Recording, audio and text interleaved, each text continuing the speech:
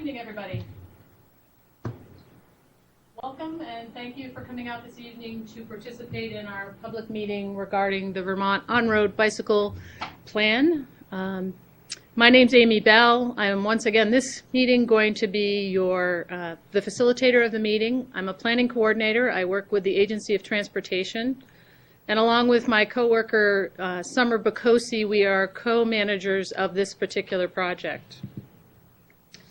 Before we get started, I just have a few thanks I'd like to issue. Special thanks to the regional planning commissions who are staffing each of the sites and assisting us with our breakout sessions later on in the program tonight. I'd like to just go over sort of what the purpose of this evening's meeting is. It's going to provide you a brief overview of the project. I'm going to talk about the plan in general, and then we're going to really dive into some of the details and present you an overview of the methodology we use to arrive at the map that shows the desirability scoring. And then, most importantly, the main point of tonight is to receive your comments and feedback on both the methodology as well as the map that resulted from applying the methodology that we've developed. We are utilizing all 13 interactive TV sites tonight, as well as using live web streaming feature. And at this point, we were hoping that Secretary of Transportation Sue Minter would be joining us, but unfortunately, she sends her regrets. She was not able to get back from a meeting in New Hampshire in time to join us in White River Junction. But she did ask me to communicate her regrets. Also, really wanted to highlight the fact that in light of several recent fatalities involving bicyclists, she really wanted us to communicate that the agency is committed to meeting the needs of all roadway users, particularly those vulnerable users. And she's apologized that she couldn't make it here tonight, but she wanted me to let you know that this is important work, and she thanks you for your participation in it. So can we go to the agenda slide? Are we up? Great. So this is the agenda slide shows you what sort of the course of events are going to be tonight. Obviously, the welcome and introductions. We're going to go through some logistics of the meeting later on in the program. We'll check in with all the sites to see how many there are out there.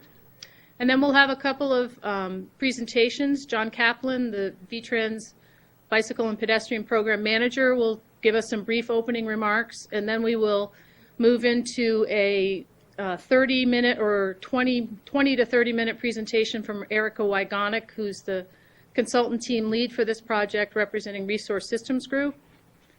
Then we're going to go back to all of you to receive your comments specific to the methodology that we've developed. Then we'll go back to Erica for an unveiling of the actual map that came out of result of applying our draft methodology. And then we're proposing having 15-minute breakout sessions where you all will there should be copies of the map in each of your sites.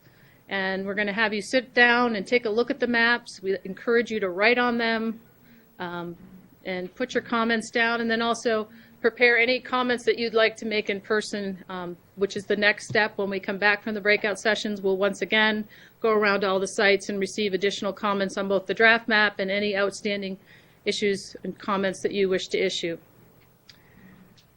At around 7:50, we're going to wrap up and we'll talk a bit about next steps. And we'll do our best to get around to all the sites tonight. So before we move into the presentation, I do want to highlight for those who are participating in the web stream, if you are having any difficulty in reading the PowerPoint presentation that's on the stream, you can access a copy of the presentation on the project website at the address shown on the slide behind me.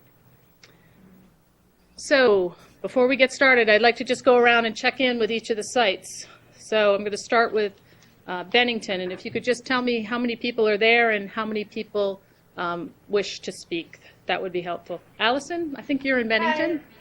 Hi, this is Allison. There's nobody here. Okay, thank you. Brattleboro, I think it's Matt Mann. Yeah, hi Amy. I'm the only one here so far. Okay, thank you, Matt. Johnson, it's either Rob or Megan. Hi, Amy. It's Rob. Hi, Rob. I'm the only one here so far. Thank you. Lindenville. Doug. Hi, Amy. We have 4 folks here, and one who is indicating she would like to speak. Great. Thank you. Middlebury. Josh. Hi, Amy. We have 17 right now, and Wow. so far one has indicated that they would like to speak. Great. Thank you. Montpelier, we have 5 of us here. No one who wishes to speak beyond those you will hear from. Newport, I think we have Frank in Newport. Hi, I'm Frank. There's 4 of us here. No one to testify. Thank you. Randolph Center, Ellie? This is the technician in Randolph. I just got a phone call from Ellie. She turned the wrong way on the interstate, but she is on her way. Okay. Thank you.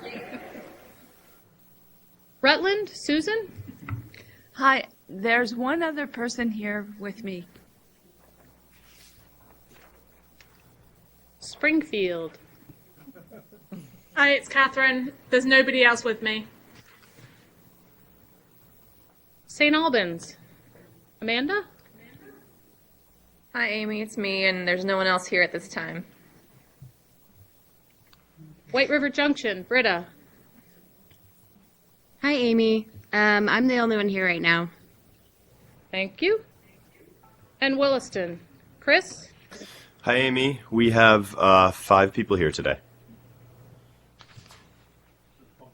And Summer, can you tell from the web stream how many people we have participating?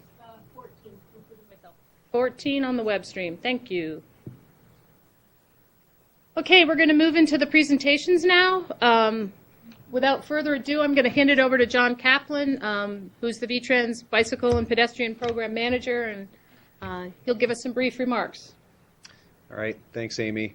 Well, this is a project that we've talked about doing for quite some time, and it really kind of boils down to sort of one simple thing in a way, is that VTrans, with all of our assets, our roads, bridges, everything that we have to maintain, we have limited resources, and so we need to figure out how best to prioritize those. And so that is one big outcome that we expect from this project, is that with some prioritization or understanding about which roads in the state are most important to bicyclists, that will help us prioritize those limited resources. And there's several examples I can give when we have a paving project, for example. We already are striving to add some shoulder width to our roads, but having this information might help inform which roads, where is that even more important, and should we really kind of go the extra effort to get a decent shoulder on those roads. And another might be in our maintenance and operations work. VTrans sweeps shoulders every year, but we don't get to all the shoulders in the state, and we have had some input from the bicycling community in the past on that, but never something as comprehensive as the information we're getting out of this project. Then kind of from the planning perspective, I think hopefully the regional planning commissions and also planning at the municipal level, having this input on which roads are the most important for bicycling will be helpful in any kind of transportation corridor planning that's going on. There's some other ways we might use this information with our grant programs, where we're evaluating for example, transportation alternative or bike and pedestrian program projects, knowing which roads are most important to bicyclists might be a factor that we consider as we evaluate applications. So we're really looking forward to using this information, obviously not just within the bike and pedestrian program, but throughout the agency in a lot of different ways. Thanks, John. Erica, you want to head into your presentation? Thanks, John. Thanks, Amy. The first thing I want to, well, first, thank you all for coming. We really appreciate you taking the time tonight to participate and all the participation that you've provided throughout the course of this project. This project is really important to the state, and it relies on input from a very diverse group of stakeholders. Many different people bicycle, and many different people use the roadway system and maintain the roadway system. As such, to ensure that we're planning around the needs of all cyclists and all roadway users and all roadway maintainers, our steering committee represents many interests and has already reviewed the work we're about to share. So know that a number of people have already looked into this, and speaking to John's point about all the different ways that this information is going to be used, many people from VTrans have also reviewed this information. The overall goal of this project is to develop a comprehensive improvement plan that targets bicycle accommodations on the most important bicycle corridors on state roadways. The goal of this particular phase is to focus on classifying the state highway system according to the most important roadway segments for bicycling. And so the goal was to take this map and then assign a most desirable, moderately desirable, and least desirable category to every single segment in the state roadway system. This project has 3 key outcomes. It is helping prioritize investment decisions, and that's something John has already touched on. It identified important state roadways for bicycling, and again, this is helpful because it targets investments and helps the state use those resources efficiently. And most importantly, public input was a very big part of how those roads were chosen. So this whole process, a very large component has been a public outreach and a public participation process. This is a brief glance at the schedule that this project has taken. As you can see, we're very close to the end of the project, and this is our second public outreach meeting. This meeting is being conducted to share the results of the project with you, primarily the methodology that arrives at the desire ranking, and then the map that is the ultimate result of that. So we have a draft map to bring to you tonight, and we're really eager to hear your feedback and your real gut reactions to that map.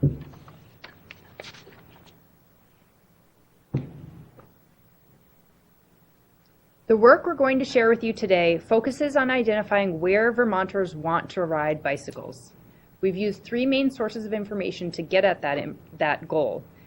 Number 1 is proximity to land uses, number 2 is public input, and number 3 is information about recreational demand.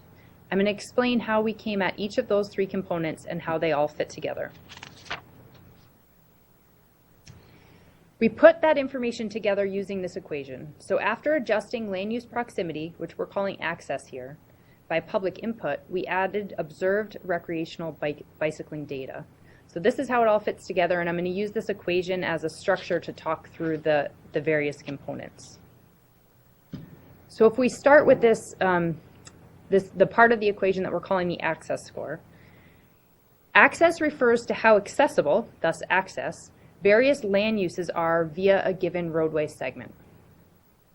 We grouped land uses into 5 categories: homes, work, leisure destinations. So this would be if you're going to go bowling, for example. The bowling alley would be a leisure destination. Errands, if you're going to ride your bicycle to the bank to deposit money, that would fall into the errand category. And schools. For each of those different land use categories, we figured out how many of each of those particular types of land use categories was within typical biking distances for each roadway segment. So we ended up with a heat map that looks like this. You can see how this map illustrates employment locations. Where there are clusters of employment locations, there are the color is red, and that's a higher score. As there are fewer employment locations, the colors turn to yellow and then green and then gray. We have information like this for each of the different land use categories.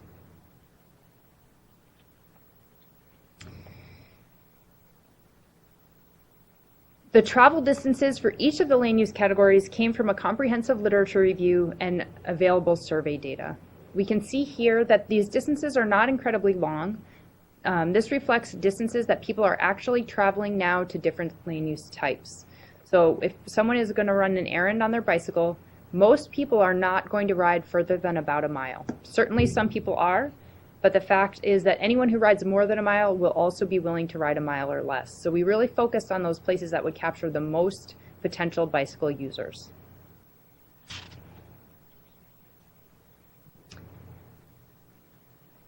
We summed up all the information for the 4 different land use categories, and the final access score resulted in the map that's on the screen now.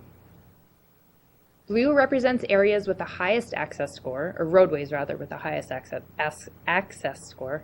It's a hard word to say. As expected, urban areas and town centers typically were the locations with the higher access scores. You can really see that when you take a look at the map.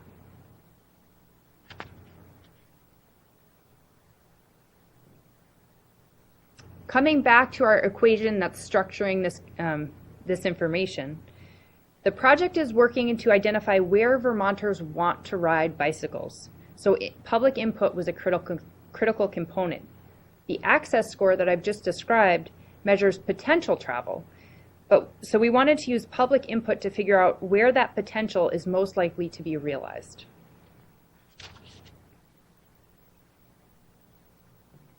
Oh. The public input was gathered via an online map, commonly known as a wiki map. This was available for a handful of months over the winter, and users could draw points and lines, they could add comments, and agree or disagree with others.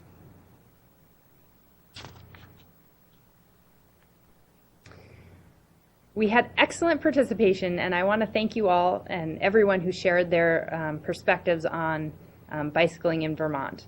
Over 2,100 unique users participated, which is a really remarkable rate of participation, and allowed the project to rely on a very robust public input data set. Let me check with them. Thanks. Amy's going to check. Our slides aren't showing up right now on the screen. I don't know if they're showing up anywhere else, so she's going to check on that. I'll continue to talk, and hopefully what I say makes sense. And hopefully our slides come back pretty soon. So for this effort, we focused on 3 of the line types that people use to provide public input. The first was a state roadway I like to bike. People could mark that on the map, and then they could agree, disagree, or comment on that. The second category was a state roadway I bike, but it could be improved. And the third category was a state roadway I'd like to use, but it needs improvement. Each of these 3 categories indicated a person's specific interest in bicycling on a given roadway. Either they do actually bike that roadway, they do but don't like it, or they really want to be biking on that roadway.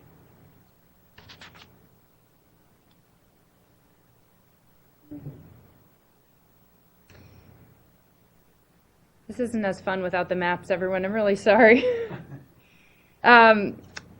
So we use this data to increase the access score by up to 30%. This map illustrates the public input adjustment throughout the state, blue representing the largest adjustments. That doesn't help you because you don't know, you're not seeing anything. I'm seeing something. What we found was there was really great participation throughout the state. A number of different roadway types came out as important to state bicyclists and people who ride bicycles throughout the state. And the participation was both in areas where people are using bicycles as transportation and where people are using bicycles as a form of recreation. We're going to take a brief break and see if we can fix these slides. He's coming out.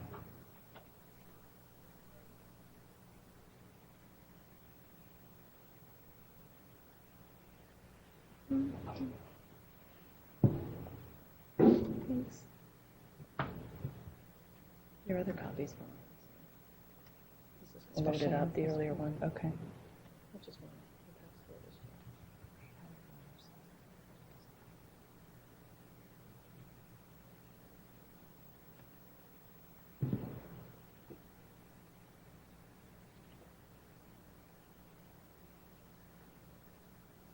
Thank you.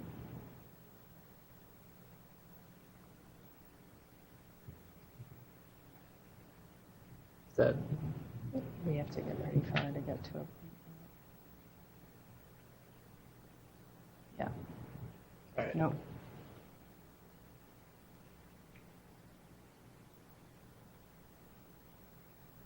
So it's just some of them. Let me get my flash drive out. Do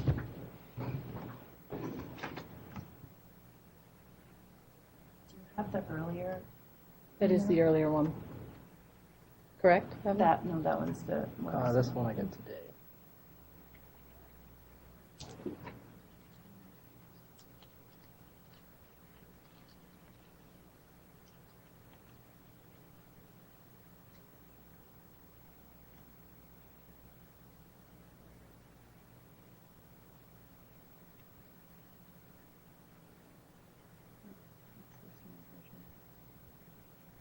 Yeah, that's the only version. Underscore V2, did they send a V1? No. Let me see if this is.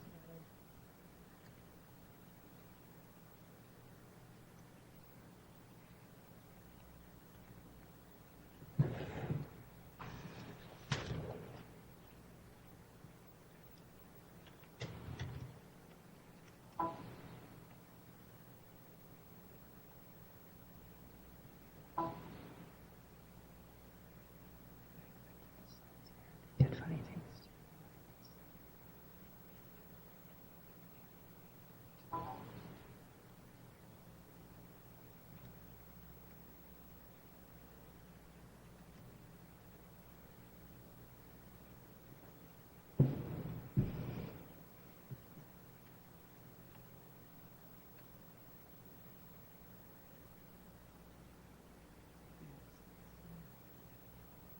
Yeah. Should be the same file, but that might mean it's the same.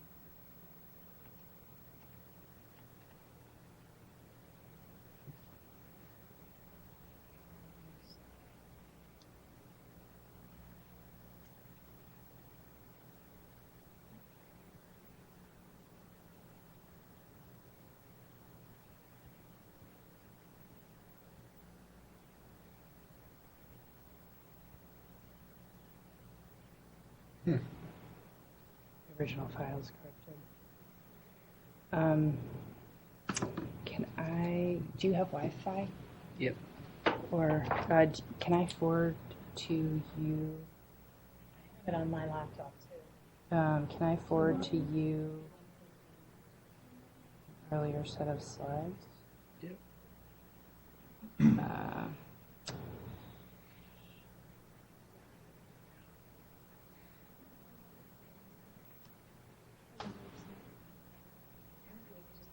Site. It's on the site. Online. Just go to State Vermont Agency of Transportation.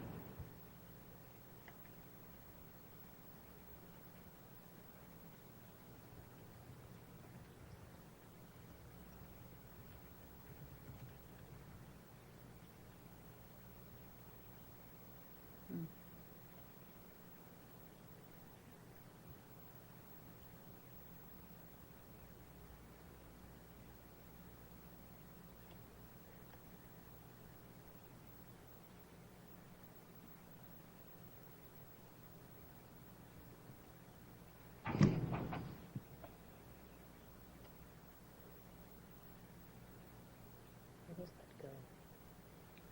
Down to the click on downloads.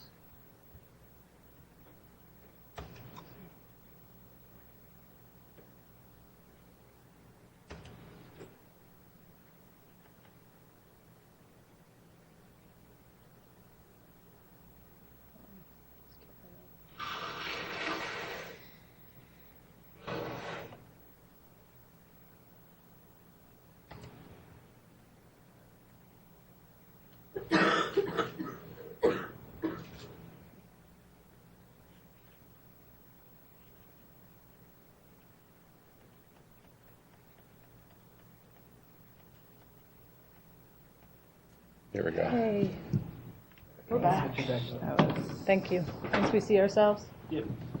Can Can you give me a second to like breathe? 1 second.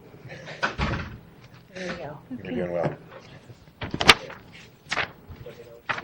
Good to go. Thanks.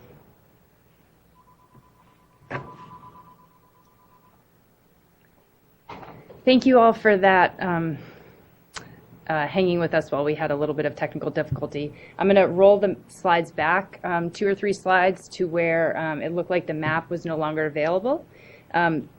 This is an image of the Wikimap, which was the online interactive user database that we used to gather public input for this project.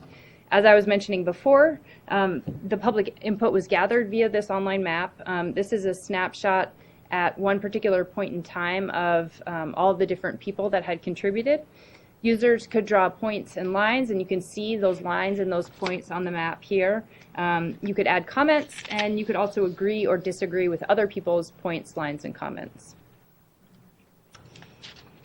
As I mentioned, we had really excellent participation. Over 2,100 people participated. These are measured by unique IP addresses, so it's possible that more people participated than even we have record for. And we really want to thank everyone who did participate, since that really helps make this project reflective of what people who ride bicycles in Vermont want to see happen. For this aspect of the project, we focused on 3 particular line types, 3 particular ways that users were invited to interact with this project map.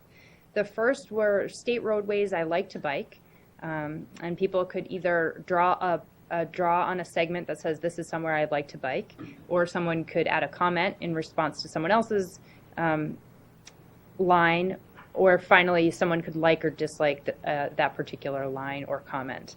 The second category was a state roadway I bike, but it could be improved. And the third category was a state roadway I'd like to use, I'd like to bicycle on, but it needs improvement. So these 3 categories all pointed to specific interest by people who ride bicycles in Vermont, that it is a place that they do actively want to ride bicycles. So we use this data to increase the access score by up to 30%. The map that you see on the screen now illustrates the public input adjustment that was used throughout the state. The blue areas, the darkest blue, represents the roadway segments that received the largest public input adjustment. As I mentioned before, those public input adjustments, the highest public input participation levels we're seeing both in places that people ride recreationally, but also in places that people are using bicycles as a form of transportation to travel to destinations. The final component of the equation that we're using to structure this project is the recreation score. So after identifying places that Vermonters would ride their bicycles as a form of transportation, we then look to ensure that we are including using bicycling as a form of recreation. This form of recreation could involve both intense exercise, so what I like to call a training ride or a competitive ride, and it also can include more leisurely riding that people do if you were to go out on a long ride on the weekend with no particular as a form of relaxation and entertainment almost. That's also something that would fit in this recreation category.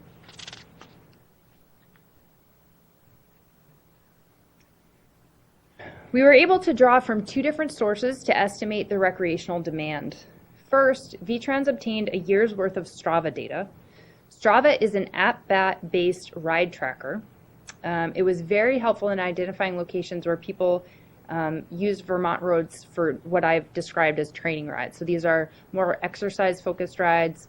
These are rides that people may be actually going out of their way to go a long distance or go up a hill, a steep slope that someone who is using bicycling as a form of transportation might actually seek to avoid. We also know that bicycle tourism is very important in the state. So we talked to providers throughout the state and incorporated their data on their users and their riding patterns.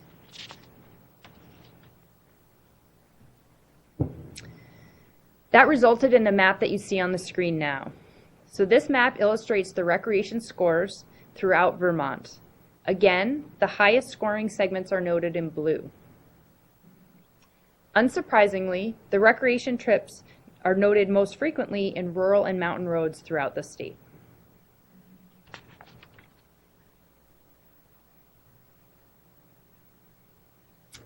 The last step is combining that data. So the two maps you see now, we have the adjusted access score on the left side and the final recreation score on the right side. As illustrated by the maps, especially when shown side by side, the access score and the recreation score capture two different sets of roadway segments and represent two different types of bicycle riding behavior, both of which are really important in this state and in this project. So just to recap, we first captured access to various land uses, then adjusted that access score based on the robust public input data. Finally, we added information about recreational use of state roadways. The results illustrate how desirable the state roadways are for bicycling. The most desirable roadways on this map are shown in blue, so that's consistent through all the maps you've seen today. At this point, I'm going to turn the floor over to Amy. Thank you, Erica. We're now going to open up the floor for comments specific to the methodology, and we will, as I said in the introduction, we will get back to talking specifically about the map a little bit later in the session. So I'm going to go around alphabetically to each of the sites and see if there's anyone who has questions specific to the methodology. And before we get started, I do want to reassure you that if for any reason you don't get an opportunity to provide your comments tonight, or you think of something after you've left the room, you're welcome to, and we encourage you to submit your comments in writing at the website address, which we'll be posting later. It's also available, our contact information is also available in the handout that should be at each of the sites as well. So, okay, also for the web stream folks, we will take questions from you using the chat feature at the bottom of the web stream. And when we've got 30 minutes for this segment, and when the comments are exhausted, we will proceed then to the discussion of the map. Just want to remind everyone the primary purpose of this meeting is to receive your comments regarding the project and the methodology we use to arrive at the bicycle desirability map. In order to be respectful of your time, if you have questions related to topics beyond the current project, we encourage you to submit those questions in writing so that we can adequately respond following the meeting. And again, please refer to the handout that's available on the site for all our contact information. I'd also ask that before you speak, you just identify yourselves for the benefit of the listening audience and for our records. And now we will go to each of the sites. So we'll start in Bennington. Is there anyone who would like to speak? This is the technician in Bennington. We have no one to testify. Thank you. Brattleboro?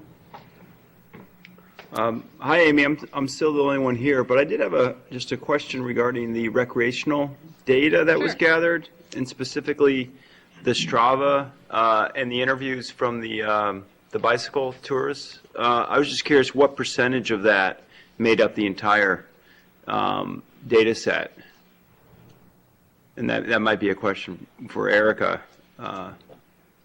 I'm happy to respond to that question. I don't think I understand what you mean by the entire data set.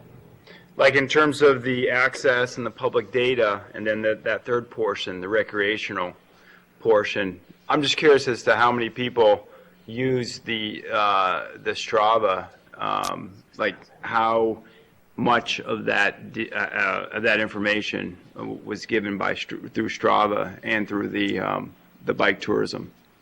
The Strava data set was a fairly sizable data set. Amy tells me that there were 6,000 users that were captured in the Strava sample.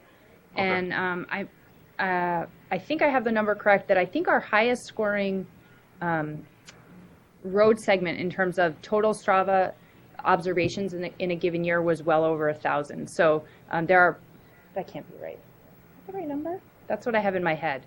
The Strava data, there were definitely certain locations that had a large confluence of riders. Mountain passes especially. There's a loop that many people ride in the Upper Valley where they'll ride up in New Hampshire and down in Vermont, and the Vermont side of that was well represented. So there were definitely certain areas that had very high participation and high values from the Strava set. The highest Strava values, we actually did some normalizing of the data to make sure that it was comparable. So we took a logarithm of the Strava sample and the access scores. The access scores were remarkably high using the methodology that we did, and put them on roughly the same plane. The access scores were a little bit higher than the Strava scores in the end, but were on the same order of magnitude. Oh, okay. Thanks, Eric. Thank you. We'll go to Johnson now. Hi, Amy. No comments here. Thank you. Lindenville, Doug? Hi, Amy. I think we have two folks that want to speak to methodology, and I'll let them Great. speak. Amy, I'm Kathy Boykin, and I'm representing the Linden area bike path developers. I'm following what was originally written from VTrans, saying VTrans is trying to understand where to focus its limited resources. So I'm not necessarily talking about the project, except to say, as you've outlined it, except to say the Northeast Kingdom is notably lacking in blue lines. And we want to talk about especially Lindenville and the Linden area. We came up with a list of areas. We are in the process of developing a legitimate bike path where we want to connect lots of things, beginning with connecting Kingdom Trails to Lindenville. And that's been looked at in the past, but it hasn't happened. Shall I go on with what we're looking at? The areas that we're looking at? We want to have a safe bike loop around Lindenville. We want to connect what's known as our outing club and the ball fields up there to town, and those outing club fields to Kingdom Trails. That's a different direction. We want to connect town with Linden State College and its trails. We talk about Broad Street, and you already VTrans already has plans to redo our Broad Street, and we want to remind you that we not only want sidewalks but biking lanes that are vital. It's a dangerous place right now with lots of cars and people riding with toddlers on the back of their bikes and pushing babies in strollers. We have a future desire and vision from Lindenville. We want to connect with St. Johnsbury and the Cross Vermont trails. We will be connected to Newport someday and eventually to the eastern townships. I know that's not within the purview right now, but I just want you to know that's a vision that we know will happen. There also is a Northeast Kingdom cycling map in existence, and it has 7 different cycling routes, many of them not safe, connecting through Linden from 114 Vermont. Yeah. You've exhausted your 2 minutes. Bummer. I didn't know I had 2 minutes. Nobody gave me that one. I'm sorry. Go Tim. Let me give you an initial response. We're talking, what we're looking at tonight is specific to on-road bicycle facilities. There's nothing about tonight's discussion that precludes the establishment of bike paths independent of this. There will still be projects outside of what we're talking about tonight. What we're talking about tonight is really specific to VTrans projects on the state highway system. So I just want to reassure you, we haven't forgotten you. We're not neglecting bike paths. Those projects will continue to be funded and continue to be a priority for the agency. So, and I'm sorry to cut you off, and we do need to move on, but please do submit your comments, additional comments in writing if you would. I just need to make clear. I just need to make clear that I'm not speaking of paths. We're talking about getting our highways safer. Right. So and that's and part of what we're paths. Yes. Thank you. The only thing The only thing I would add is that, just because a road shows up as less desirable to bicyclists based on the data that has been collected as part of this project, doesn't mean that we won't still be striving to add shoulders to roads as we do projects. So I think that's kind of a good thing to clarify, actually, that, if you see a road on this map that is, I think yellow is the least desirable, right?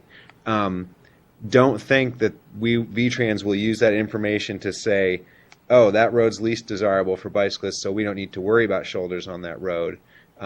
It's really more the other way around, that if we see a road and it's, ranked as most desirable, that would be a real indication to us to maybe put some extra effort into putting a wider shoulder on there than we were going to originally. So it's actually you brought up a good point, and I think, I could see how people might misinterpret the desirability ratings and how we might use them, but I want you to be assured that that won't be the case. And Thank you, Kathy. John. I need to add one more item. We are a strong biking and walking town. So those shoulders also are for walkers. Thank you. We have one more person in Lindenville. Yeah, my name's Justin Barton Kaplan. I was just curious about the Strata data. My understanding is that's a mobile app, and therefore that data is kind of dependent on cell coverage. And I just want to echo what Kathy was saying earlier about the Northeast Kingdom not having a lot of blue segments. And I was just wondering if you accounted for cell coverage when you looked at that data. It is a mobile app. It is something that most frequently is used on someone's phone. It's less accurate when there's less comprehensive coverage in an area. That's something we're aware of. It is in that way an imperfect data set, and it's not a perfectly scientifically valid sample. There's a lot of bias in that sample. That being said, it does account for some of the. You can download your information when you get back to your home, and so it does account for a ride. It does provide information. The accuracy might not be quite as good, but it is something we're aware of. We do think that the Northeast Kingdom maybe didn't have as much precision as it might have otherwise, and therefore might not have quite the same usage as it might otherwise. It's the best data set we could get in terms of trying to understand that recreational riding is pretty hard to predict from a scientific perspective. If you're trying to mathematically model why someone's going to go on a training ride, it's pretty hard to do because it's almost the opposite of anything that would be rational. People are going out of their way to go longer, so you can't really optimize that. So it was really important to have a data set, and the Strava data was the best we could do. We're doing our best to account for some of the bias in that data set. So the general concern I have is that the access score, because it's based on connectivity, which is very much related to population density. And then you're adding that to this recreational data set. And if they're both kind of biased against populations in the Northeast Kingdom, it just seems like a pretty major flaw that affects our region. Thanks. We sort of get dinged on both scores. Okay, thank you. We're going to go to Middlebury now.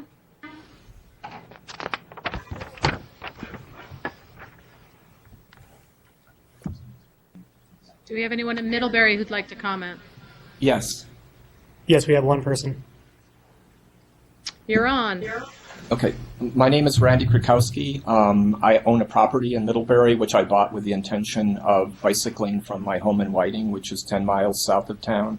But I have never biked from the property where I live to the property in town for a reason that I think is highly relevant to the methodology of your study. The methodology isn't the methods, technically speaking. It's actually the assumptions behind the methods. And whenever I went to the Wikimap, I found that I actually couldn't relate to it because it didn't give enough high priority to safety, and I would have to bike on Route 30, and as far as I'm concerned, it's just inherently unsafe.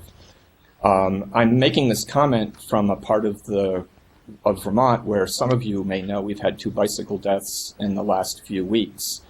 I don't believe they were on state highways, but it goes to the heart of my issue about methodology, which is I didn't see a factor or a weighting for safety. And I think if you did, what you would find is that a lot of people simply do not and will not bike on state highways because some of us believe that they cannot be made adequately safe.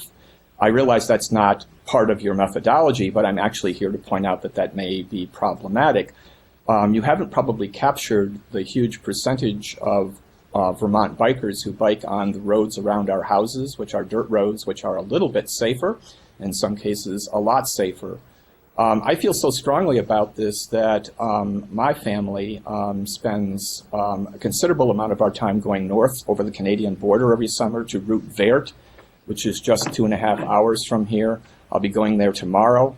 We spend several $100s every time we go there. We spend several thousands of dollars that I would love to be spending closer to home, but I'm willing to pay for safety.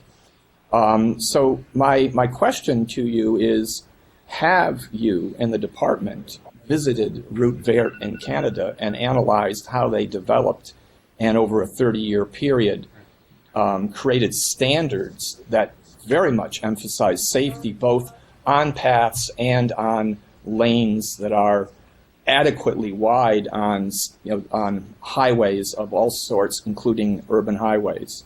Was that at all relevant to your thinking? Is it relevant to your thinking? Thanks. I think John's going to address part of your question, and then I think Erica will as well. So, John, why don't you start? Can I go first? Sure. Erica's going to go first. One thing I want to be clear about, we did include safety in the methodology because we wanted people to account for it in the public input somewhere they wanted to bike but didn't feel comfortable. So that was a specific category we were sensitive to. The goal of this project was to understand where people wanted to ride regardless of safety so that VTrans was aware of places that needed safety improvements. If we only looked at places that people ride because they're already safe, that doesn't give VTrans the motivation to fix the places that you currently feel unsafe because you're not riding on. We want them to know that people want to be riding on that road and it's a place that they need to make improvements. John. Just excuse me, I see absolutely nothing in your equation that has the word safety associated with it when you weighted the routes. Well, I mean, you could talk about there's sort of another part of this that looks at the conditions of the road. There is another component of this project where we're looking at the conditions of the road, and that considers a lot of the different safety components that you're talking about, speed of vehicles, quantity of vehicles, percent of heavy vehicles, and that sort of thing. That's being used to evaluate the roads, and especially the roads that are places that Vermonters are indicating they really want to ride. So the results of the desirability are used to inform where do we need to focus our resources to make sure that we address any of those safety concerns. And then I guess, 2 thoughts I have, one is that the whole focus of this project was on the state system because that's the infrastructure that VTrans has jurisdiction over. So we certainly acknowledge that there's a lot of riding that takes place on town roads. But the whole idea, or one of the driving forces for this, as I said in the beginning, was, we have a network of roads that we're responsible for taking care of, and we wanted this input to prioritize how we use our resources on that network. And then sort of regarding Route Vert in Canada, I have ridden on part of that, and it definitely is a great system. And I think that's a good suggestion for us to look to that as an example. The standards, or sort of what we're using to design for bicyclists, definitely has evolved over time. We're definitely looking at we're looking at things now like buffered bike lanes where you have a little bit more separation from the traffic. And definitely nationally, I know bicyclists have indicated that more separation makes a greater percentage of bicyclists more comfortable and safer. So I guess we're aware of other sort of evolving designs that are out there, including outside of the U.S. and your comments are well taken. Thank you. Thank you, Randy. Is there anyone else in Middlebury who would like to speak? I believe that's it. Thank you. We'll go to Newport. Is there anyone in Newport who would like to speak? We do not have any questions on methodology. Thank you. Randolph Center. Hi, Amy. This is Ellie Ray from Chirrozetta-Quechee Regional Commission. There is nobody here to comment on methodology. Thank you, Ellie. You're welcome. Rutland. There's no one here either to comment. Thanks. Springfield. Hi, Amy. It's Catherine. There's no one here to comment on methodology. Thank you. St. Albans. Hi, Amy. There's no one here else to comment, but I do have a question I would like to ask about methodology. And this kind of gets at some of the points that have already been talked about with safety and desirability, but can you explain how the 3 categories that people ranked when they were on the wiki map, so I do bike there, but I don't like, and then I won't bike here, necessarily relates to the 3 categories of like most desirable, moderately, and least? I guess I'm just curious if those categories ends up kind of giving higher ranking to places where people are already having more suitable conditions and already ranks low places where people might want to bike, but the conditions aren't suitable due to safety or other reasons. Erica, you want to? Sure. Thanks, Amy. We talked at length as a project team and as the steering committee. I showed you the slide earlier today that illustrated all the different people who participated in the project and have already given input. We talked at length about the value of ranking the state roadways purely based on the desire and how much to adjust that based on the current conditions. And ultimately, what the state felt was most useful for them was to limit the tiers strictly to desire. So anywhere someone wants to ride or would ride, that's what the state cares about knowing in terms of a ranking. The other information in terms of the conditions, in terms of someone flagging it in the wiki map and saying, I really want to ride there, but I don't feel safe doing that, that feeds into the other side of the project, which looks at, well, where are the conditions inadequate? And so future phases of this will start to pair those 2 bits of information up and to say, well, this is a very highly desirable corridor, but there's quite a bit of data that points to it not meeting the expectations of people riding bicycles in Vermont. Thanks, Erica. Thanks. We'll move on now to White River Junction. Is there anyone who would like to speak in White River Junction? There's no one else here to give a comment at this time. Thank you. Move on to Williston. Williston, do you have any comments for us? Yes, Susan Rand from Sojourn Bicycling Vacations, and I'm just curious what the bicycle tourism component consisted of, and who participated in that. Erica? We talked to a handful of individuals and organizations that run bicycle tourism activities, and I think we reached out to you. I'm not sure if we heard back from you, but we did reach out to quite a number of organizations and individuals, gathered a set of data. All of that data was provided to us in a confidential fashion, so I can't talk about it in too much detail, but we did our best to represent the routes and frequency that those routes are used by individuals to make sure that we are sensitive to those activities. I see. We were not we were contacted briefly but not followed up with, and so I'm wondering if there's still an opportunity for us to provide some input, since we are one of the Sure. larger organizations that brings people into the state for weeks at a time. We'd love to get your input. That would be great. Thank you. Thank you. Anyone else in Williston? Lou Brzee, Lake Champlain Bikeways. I think you've answered a good portion of my question, but I want to make sure that I understand it completely correctly. And that is, this phase of this study is addressing desirability only, and that there should be either another phase of this study or another study that takes conditions, and then you put the two together to establish what the priorities are. Am I understanding that correctly? You have it exactly right, Lou. There are 2 additional phases after this one, and this one is specific to looking at desirability. I guess We've gathered- the only comment, go ahead. We did gather quite a bit of information regarding the conditions.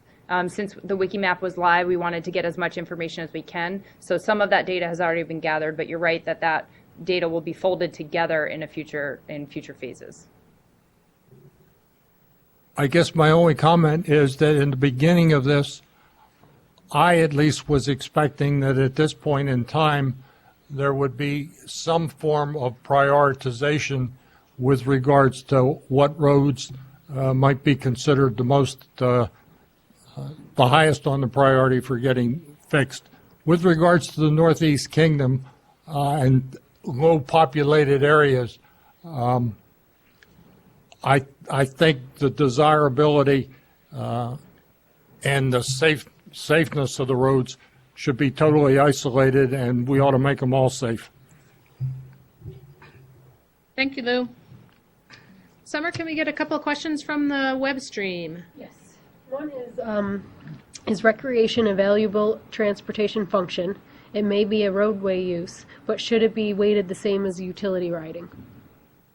Okay. I think that's Erica. Well, or how was it weighted? I can comment on what was done. I feel like the weighting is more of a policy decision that doesn't come from me. Sorry, the technical side. That's okay. We did talk, again, we talked at decent length as a group about whether to weight access more important, recreational riding more important.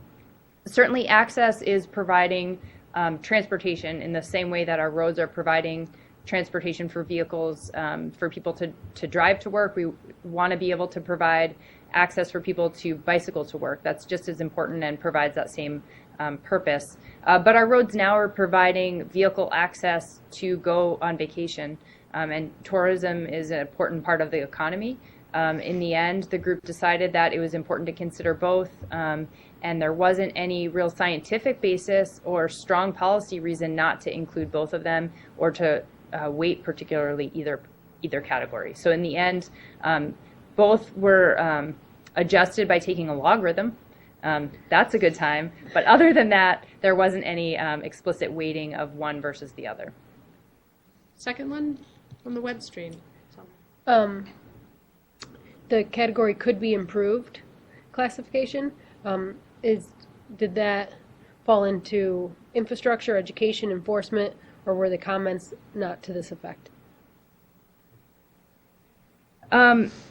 We're still going through all the comments. There were, as I mentioned before, a very, very excellent participation rate for this, and so there's far more input than we were necessarily anticipating gathering. So we're still wading through some of the text-based information, what all the different comments were. I think it's too soon for me to indicate why a particular roadway could be improved. My sense is most of the comments had to do with specific infrastructure problems. Some of them were very, very specific. There's a storm grate, and the storm grate isn't bicycle friendly. There's a pinch point in the roadway, and there's a bridge where there's a pinch point. Examples like that. Some of them are easy to fix. Some of them are obviously more challenging. Some of them are potholes. So it was a whole range of things, but most of them I would say were physical improvements. Great. Thanks, Erica. Now we're going to move on and move to the map. And again, we will get back to doing a round of comments, but we did want to give folks a heads up that those folks at home, the map is available on our website. You can click into it right here and now so that you have an opportunity to review it. So now what we're going to do is we're going to move into the comment period for the map, and Erica's going to do a little brief intro on that, and We'll get the slides back up And There you go. there you go. So we just wanted to tell you a little bit about the map before we take a break and let you gather around. Most of you, if not all of you, should have a printed map that you can look at, get up close and really look at the details of. It's hard to see on a screen, so we thought it would be good to have a printed version that you could look at. And please feel free to write on, comment on, have your RPC staff write on if you don't want your handwriting marked down forever. So a few things that we did want to tell you in advance about the map. One of our main goals today really is to gather your reactions to the results shown on the map. There's subtleties of the methodology that are important to talk about, but at the end of the day, do the results match your experience? Do you feel like that's somewhere that you might actually want to ride, whether you've gone on a recreational ride or you realistically could imagine riding from your home to a school or your home to a workplace or that sort of thing? So the first thing I really want to point out about the map is that there are some areas that have variation across small segments. They look potentially like a little polka dot or rapidly changing between two colors. Excuse me. These are places where there are similar scores on either side of a tier threshold. So if the threshold of, I think the tier between moderately and most desirable was about 7, if one section of a road scored 6.95 and the next section of a road happened to score 7.05, they're going to show up as two different colors even though they're very similar in their actual score. These segments, I want to assure people in advance, these segments will be treated consistently within a corridor. VTrans is looking for themes across a corridor. Where is it an entire corridor that people are interested in riding on? So the goal today is to focus your attention on the general results of a route and not to worry too much about changes back and forth, but to look at a theme. So if something's yellow, it's really yellow. If something's yellow and green, it's somewhere between yellow and green. If something's green, it's green.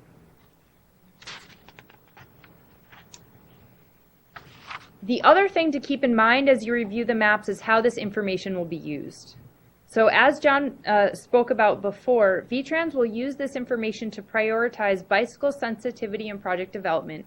So an expression that he used in one of our earlier meetings is that VTrans is looking for a way to say yes. This isn't about VTrans looking for ways to say no, it's looking for ways to say yes. So if a project comes in and it's on a high desirable corridor, that's an area that VTrans is going to put extra attention to making sure they prioritize bicycle-specific infrastructure. A second way that this map will be used is to help prioritize maintenance and operations, and John talked about this before. If not all roads can be have their shoulders swept, or then the roads that are most important for bicycles have more importance for shoulder sweeping. Likewise, those are the shoulders that should be swept earlier, since we want people to be able to get out and ride as soon as the season and the weather is supportive. The third way that this map is potentially being used, and this has come up a couple of times tonight, is that VTrans is using this, considering using this as a way of setting performance targets. So we've talked about how for someone to actually ride their bicycle, they need to be able to ride their bicycle. It needs to be a destination within a distance that they feel comfortable riding. And they also have to be able to feel safe on that roadway. So we've talked as a committee about the value of taking the conditions assessment and using that as a performance measure compared to the desirability. So if something's highly desirable, we want it to also score well in terms of condition. So with those two things in mind, we'd like you to gather as a site and review the map. We're looking for your gut check reaction. Does this map look reasonable to you?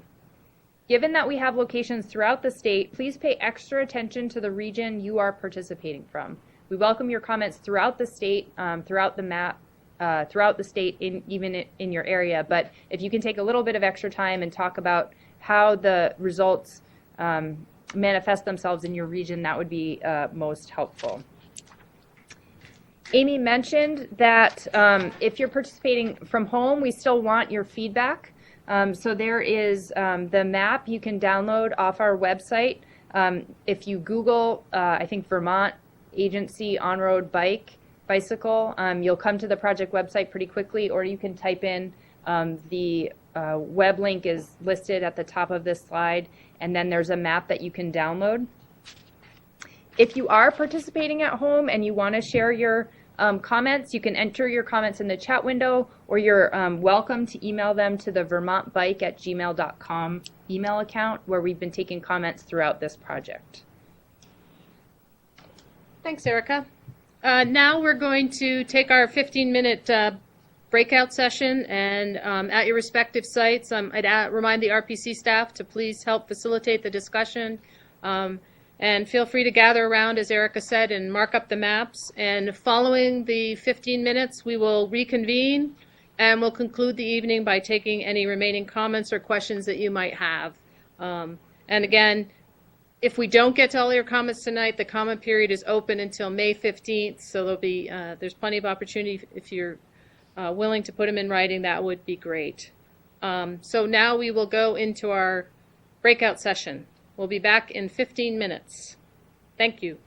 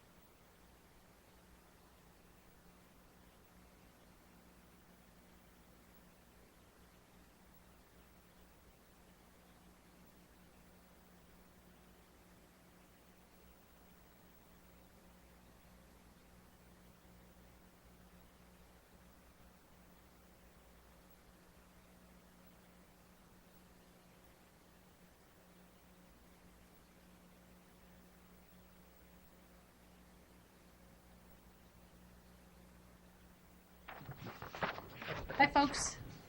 We're going to come back here and start doing, gathering your questions. So if you could return to your seats and in preparations for that would be great. Thank you.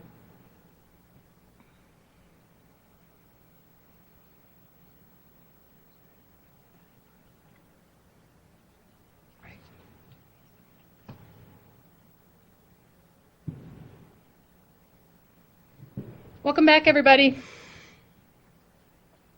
So before we begin the comment period, I just want to go over a couple of things. Again, we're going to go to each site. We're going to take up 2 comments from 2 presenters at a time, and each presenter will have 2 minutes to speak. And for the web stream participants, again, we will take your comments via the chat feature on the web streaming. And then we'll continue around until all comments are exhausted or we reach 7:50 p.m. So now I'd like to begin the public comment period specific to the map. We'll go to Bennington first. Hi, there's still no one here to comment. Thank you. Brattleboro. Matt. So Amy, I can provide comments now, or I could just email them as well. Why don't you, if you'd be willing to email them, that would leave us more time Yeah. for some of the other sites. That's fine. Thanks, Matt. Yeah. Johnson. Rob. I'll do the same. I'll email you a few thoughts, Amy. Great. Thank you, Rob. No one else is here at this time. Lyndonville. Doug. Hi, Amy. We had a good discussion, and we definitely have some comments that I don't know that we have anybody that wants to speak about the comments, but specific segments of road are noted for improvement, 122, and there was also a general question about some of the spottiness and how that will impact the prioritization phase, and I think there was a little discussion about that from John, so I don't know if you want to maybe respond a little more to the question of the spottiness of some of the higher desirability. Yeah, we'll let Erica actually respond to that. That's something that we're still figuring out how exactly we're going to smooth overall, but it is something that we are aware of.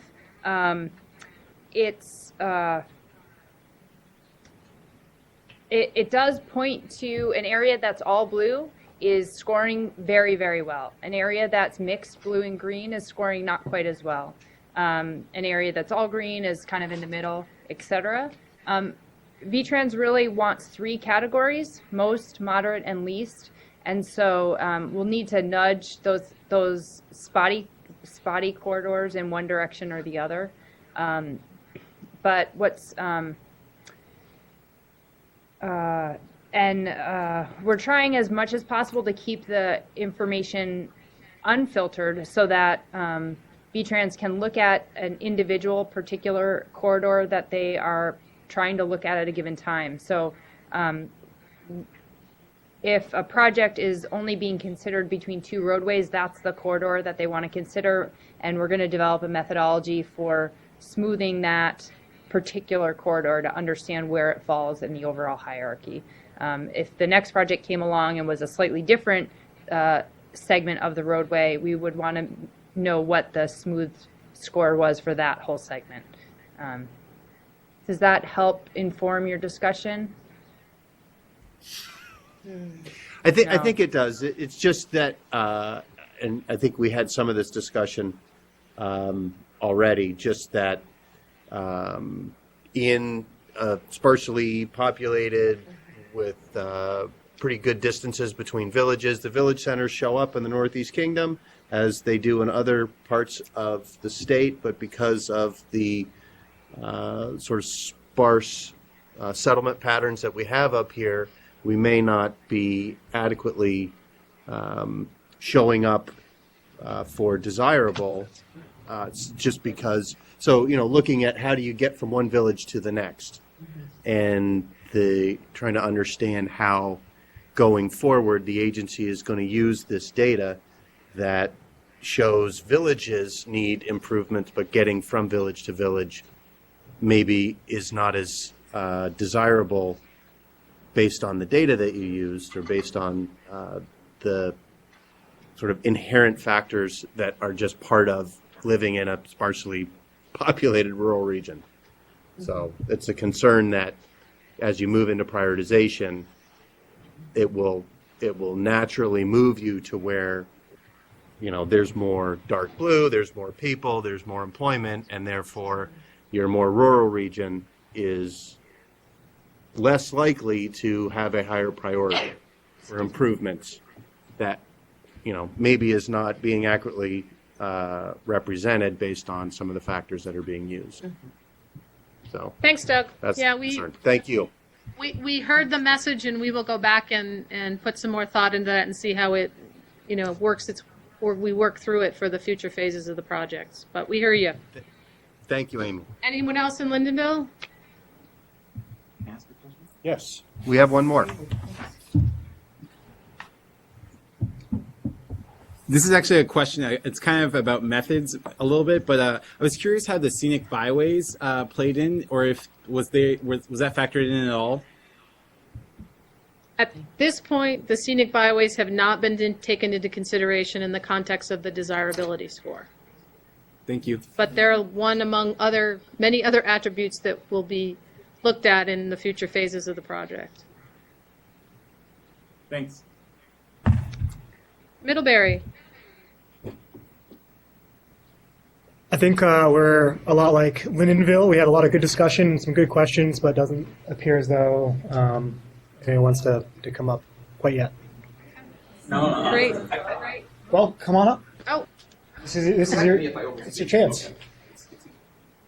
Forgive me if I appear to be the safety Grinch, and I hope my colleagues here will correct me if I'm overstating, but the subgroup of two here that looked at the map, many of us bike on the 22 and 30 corridor south of Bridport and Middlebury, and it shows up as yellow, you know, least desirable.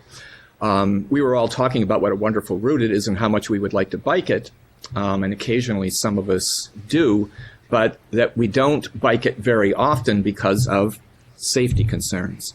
So I think, again, this goes to the very heart of methodology, and the question is, if you're delaying integrating safety data to the future, but you're ranking desirability now, and people are ranking roadways very, very low because of safety, how do you know that it's an undesirable biking route for all the other reasons you mentioned, you know, access, etc.? The only way I could think of doing that, having done research myself many decades ago, is that you go back and you randomly sample the people who gave you the low rankings, and you interview them, you know, one-on-one, and you get qualitative data about why they ranked it low. You might discover that the data you're collecting is far more complicated and there's a lot more noise in it than you think. Because again, you know, our reaction to the map was, those are not undesirable routes. Those are highly desirable routes, but they're currently not safe enough that we would say we desire to bicycle on them, because we don't. Am I misrepresenting? Okay, I'm getting nods that I haven't overstated the issue. Thank you. Thanks. Having the most courage. Actually did this for a living. Anyone else in Middlebury? I suppose I will relay one of the questions asked to me, and feel free to correct me if I misstate it, is whether or not VTrans will be engaging the public in outreach and education on the economic impacts of biking in Vermont. John, I'll turn that one over to you. Okay. So we did I don't know if you're aware, but we did an economic impact study of biking and walking in Vermont that we concluded, I think it was in 2012. And the report and a short video are still out on our website. You know, in terms of sort of public outreach about that, you know, honestly, I struggled at the time and still do a little bit with how best to get that information out. You know, certainly if whenever there's an opportunity to mention it, I do that, you know, especially if I'm down at the legislature. I know that the regional planning commissions around the state, you know, they're aware of that information and hopefully they're using it as well. So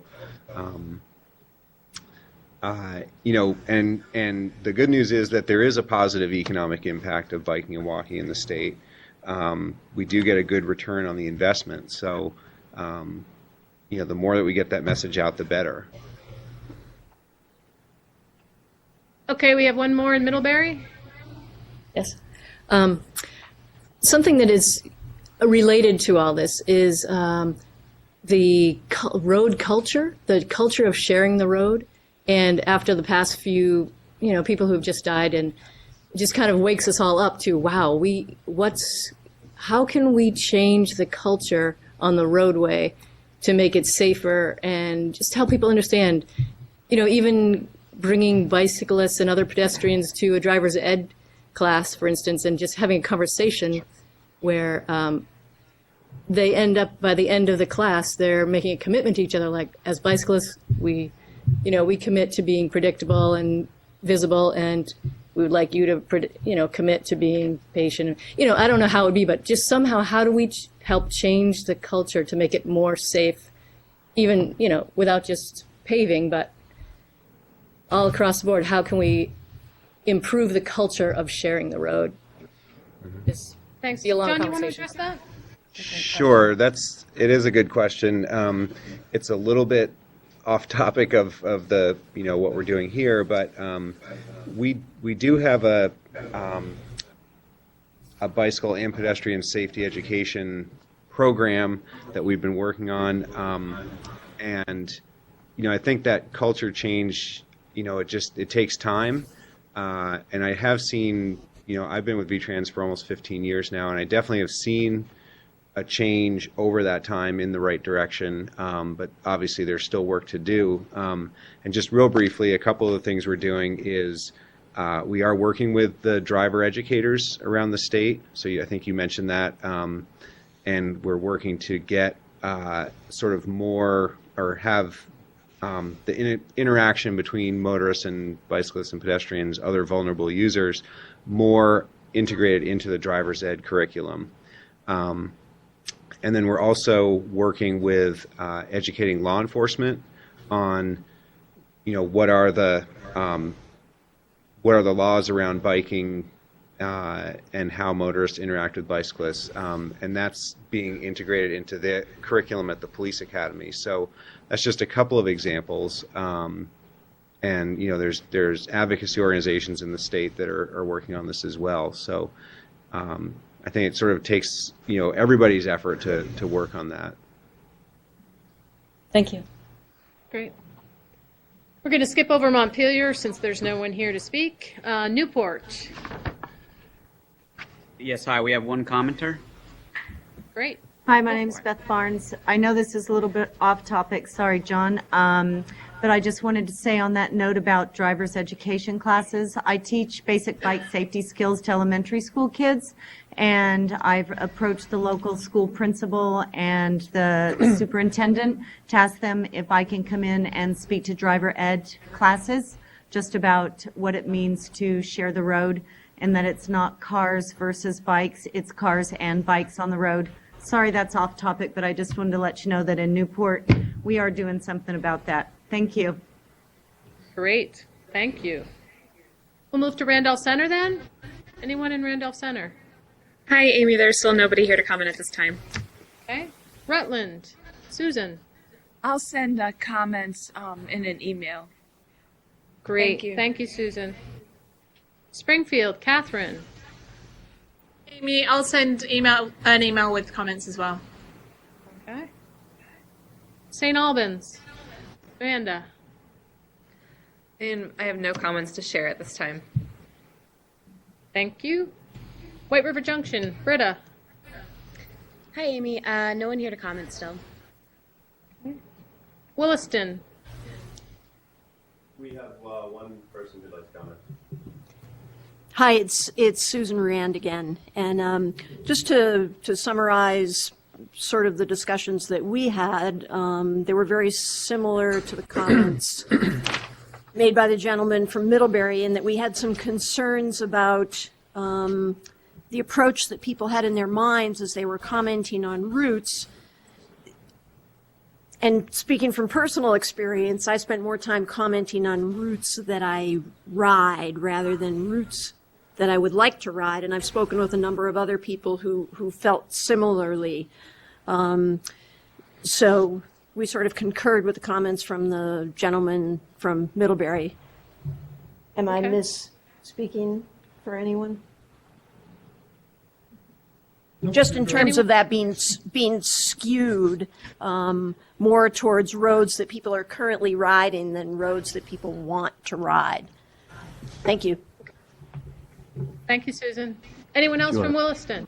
Yeah, we have one more, or maybe two more. Okay. I'm Chris Halpin from Essex Junction. As I look at the methodology and the maps and what's come out, I see very little focus on trunk routes. I've heard discussion of corridors, perhaps inter-village or inter-city corridors. An example might be the Great Divide in Vermont separates the Champlain watershed from the Connecticut watershed. And the lowest point along that Great Divide is Williamstown Gulf. Route 14 south of Williamstown is least desirable as defined. So I imagine the feedback really didn't cover that so well. The potential for development of a across Vermont trek that is cyclable is immense. There are probably other roads similarly situated, such maybe Route 30, heading southeast in the Brattleboro, maybe 15 crossing the Great Divide via the Lamoille River. So I think we can focus a little bit on perhaps trunk routes as well as narrower or shorter corridors. Thank you for that suggestion, Thank taking you, my Chris. suggestion. We'll take one more from Williston. If there is one.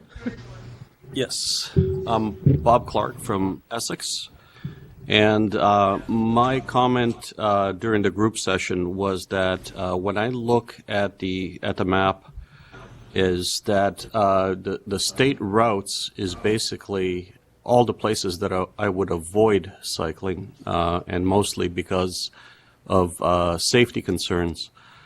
There are parts of it where I do cycle with my family, and I have to say that I try to avoid it as much as possible. One of the things that I think should be thought about is if we're going to encourage people to use the state routes, is that careful planning on safety is really the most important part. The term separation that was brought up, in terms of design, I think is very important. And that's it. Thank you. Thank you, Bob. Anyone else in Williston? No. Thank you, Chris. We'll go to the web stream. Summer, do you have a couple? Sorry, but I can't see how this map tells me anything. It shows some highways that are not desirable. Example, Route 110 from East Barry to Chelsea, but in my opinion is a very desirable road to ride. Am I interpreting the map correctly?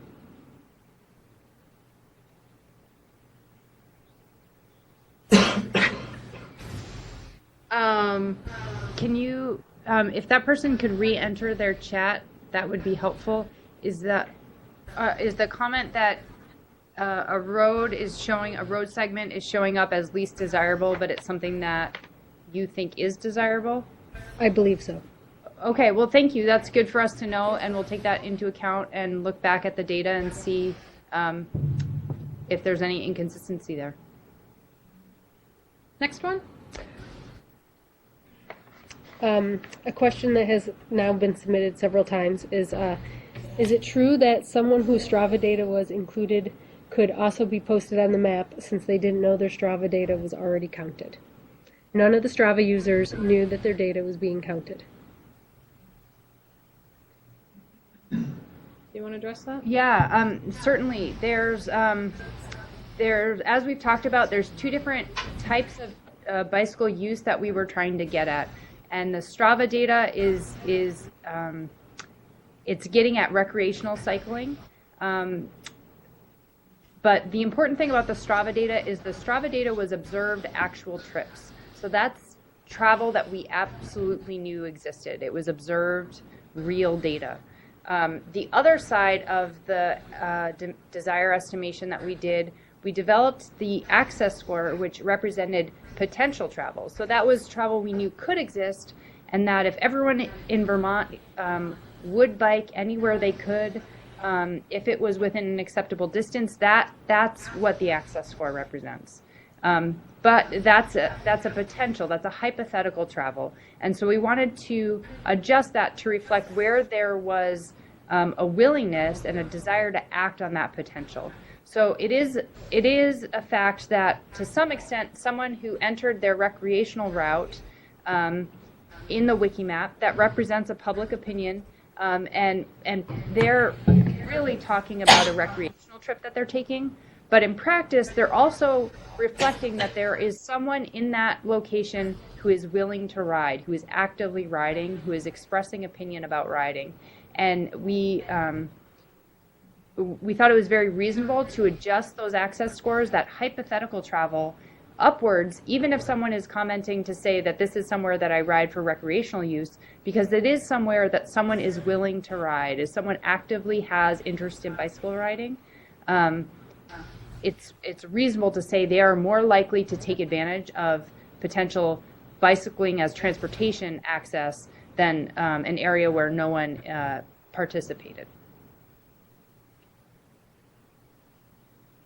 All right, I'm going to go back around here. I'm going to skip the sites that have said no one up till now. So I'm going to return to Lyndonville. Do you have anyone remaining who wishes to speak? Anybody else? Hi, Amy. I was curious, is the Wikimap still available on the project website for people to view? Yes. Yep. It's going to remain up there for at least until the 15th of May. Okay. I don't think we have any other questions. All right. Middlebury, Thank you. any more from you?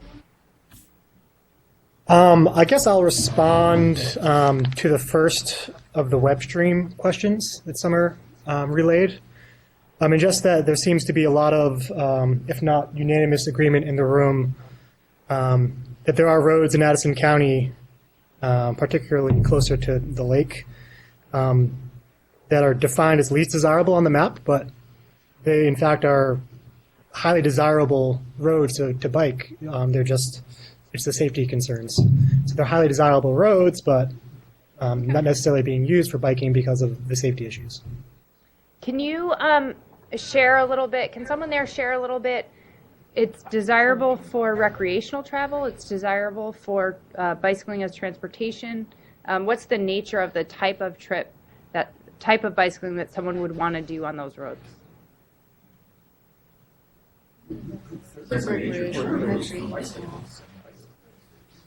Recreational. Recreational? Anybody want to? Okay, Yeah, and then recreational. can I ask a little bit more? This sort of feedback is really, really helpful and helps us understand the strengths and weaknesses of the methodology. So I really appreciate you taking the time to share that. One of the things that has been talked about a little bit already is the idea that we're right now, what's under VTrans's control are the state roads. So this analysis is just looking at state roads. The roads in question that people are talking about in the Middlebury site as a road that people think is highly desirable for recreational travel but don't use because they feel unsafe, is that somewhere that there's a parallel road that they're using instead? No. Head shake, no.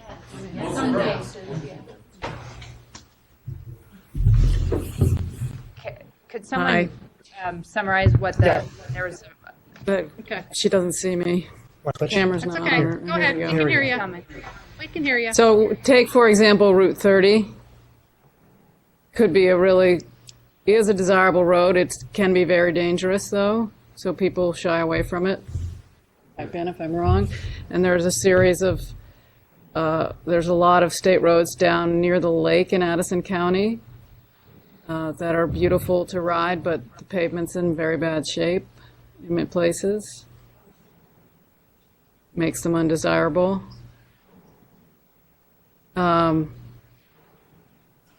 Speaking for myself, what I hope the state doesn't do is think that 22A is a good road to ride because it's wide and has shoulders, because it's not a good road to ride. It's dangerous, even though it has very wide shoulders, and Route 7 is the same. But Route 30 is an example of a road where it's been repaved. It's better, but it could be even better. I know somebody mentioned a section, maybe it's 73 between Cornwall and Middlebury, that's part of a national route that is troublesome. 74. 74. Between Route 30 From- and West Cornwall, about 2 miles. 74 from Route 30 to West Cornwall there's one section of it that did not get repaved. It's fairly mystifying why it didn't finish the route. But it's so bad that and it's a main way that we get across to the lake. It's so bad that you really have to ride in the middle of the lane of the road. It frustrates motorists and it's dangerous, but you don't have a choice because the pavement is so deteriorated. Great, thank you very much. I think we're just going to go back to Williston. Is there any more comments from Williston? I think we're really getting to the heart of the issue when the comment that came in about from somebody on the web hit the nail right on the head. There are places where if the roads were good, they'd be great places to ride, and this methodology doesn't address that. I think we're getting to that in this discussion. Clearly, the comments down in Addison County, 125, 30, etc. Another place is Route 78. I am not so naive as to think that anybody's going to fix that, but if 78 from Allberg across to Rouse's Point was safe to ride, the world would be riding that place. That doesn't enter into this methodology as I see it. Okay, thank you, Lou. Thank you. Anything else from Williston? Nope. Okay. Last call. Anyone else in any of the remaining sites who wishes to provide a comment?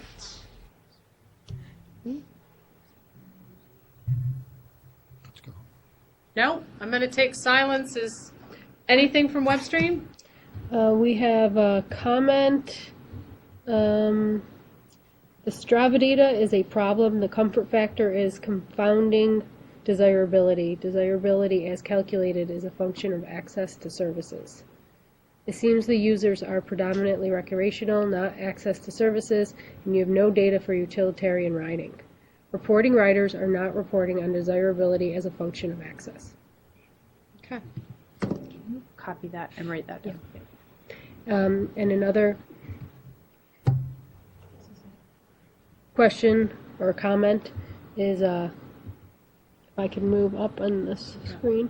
What's weird is that the blue heavily traveled central Vermont roads that are desirable but are really dangerous to ride, i.e. the Barry Montpelier Road just east of the roundabout.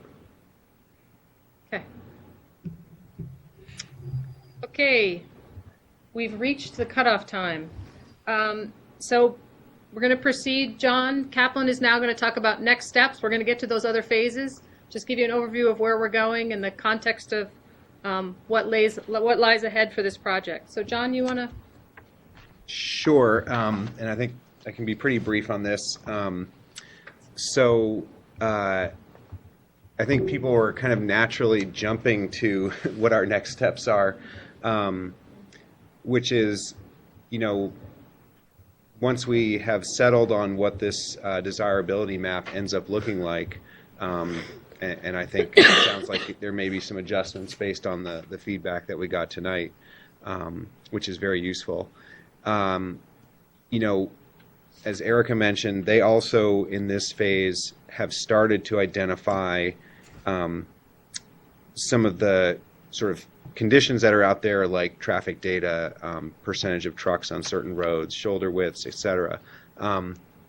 So phase 2 really would be kind of overlaying that data with the desirability to on the most desirable corridors to start to figure out, where are the critical gaps. We know, X miles of a certain route is highly desirable. Now let's look at what are the conditions of that route and see if from that there are some critical gaps that kind of rise to the surface. And then phase 3 would sort of take that one step further and identify specific improvements to address some of those critical gaps. And one thing that I was thinking about, especially when I was listening to the folks from the Northeast Kingdom, is we need to remember that this is like one piece of data we'll use. So, this is not going to be the only thing we would use as we're looking at a project. Certainly would look at other things like, connecting villages and things like that. I think that will all come into play. But this is a great piece of information that we currently don't have. And I want to compliment Erica and her team because I think this was a pretty tall order that we gave them. Just hearing the public input tonight points out that, no matter how extensive a process you do to, get input from people, there's still going to be some people who get missed or, people who don't agree with the information that's been provided. So it is tricky, and it's certainly was not like readily available data. And I think, as she said, we're still kind of sifting through, or they're still sifting through all of that, the comments on the wiki map, which I think there's a lot more that probably can be gleaned from that. In terms of, people could put a point and say, this intersection is a problem because of whatever. And we haven't really dived in deep to that data yet, but we certainly have that, and I think that'll be a great resource as we go forward. Thanks, John. I think one of the other important points I'd also like to make is that as we progress into these other phases, we anticipate continuing on with this public dialogue with you and reaching out to you at every opportunity that we can. Erica stressed it in the presentation, but your input is really critical to the success of this project, and we really do appreciate you taking the time and effort to come out to these meetings and to participate and send us feedback. So please do keep doing that. That's the heart of this project. Do want to just point out again, if you think of something after you leave tonight, please get us your comments in writing. Again, our contact information is on the handout that should be available at your site. Also want to remind you, just let you know that this PowerPoint presentation along with the map are listed on our website if you wish to access them. They're there now. And an actual copy of the video of tonight's meeting, if you just want to go back and see how you look and sound, it will be posted on our website probably within the next couple of days. So I would say early to mid next week, the video of tonight's meeting will be on there.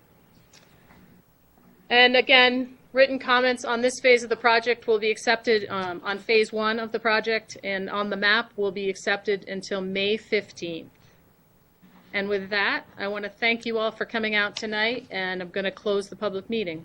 Thank you, good night, and safe travels. So, I have a question for you.